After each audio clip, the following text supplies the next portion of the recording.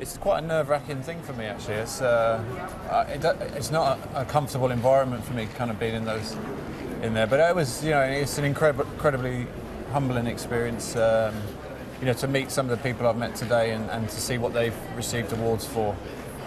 You kind of feel a little bit inferior at times. There's people in there getting things for services in Afghanistan and that, and at the end of the day, as a sportsman, you do it for the success, and you never expect to be given things like this. So it's an amazing experience for everybody, and to have a family here as well.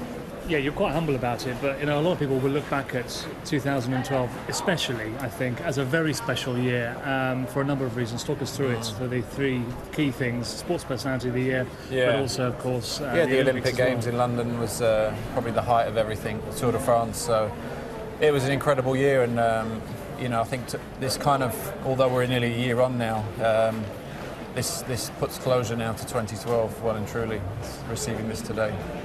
Has that whole year settled into your mind about what you achieved? I mean, I know you're very modest about it, and you're here principally, you've said, because for your family mainly.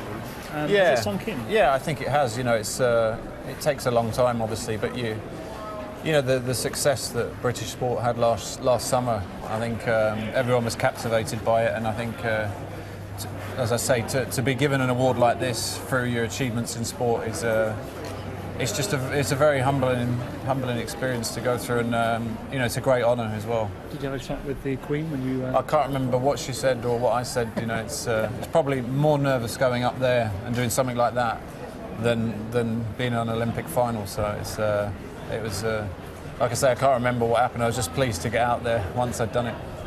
I have to ask about what next, really. I mean, you've had an incredible couple of years and years building up to the 2012 as well.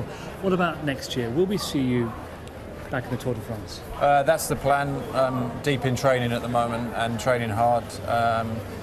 Staying injury-free again, which wrecked this summer. But I'd love to be back at the Tour de France in some capacity, and just to get back to the physical heights of 2012 and long-term focusing on gold medal number 5 in Rio. It's very much a course, perhaps next year in the Tour de France, that is favouring you largely, perhaps more so than Chris Froome. Might you want to look to take the lead role, perhaps? I mean, at the moment, it's Chris is the current winner of the Tour de France, and I think I think he has the right to defend that title next year, and if I can play a support role even, I'd love to be back in a successful team and on the start line.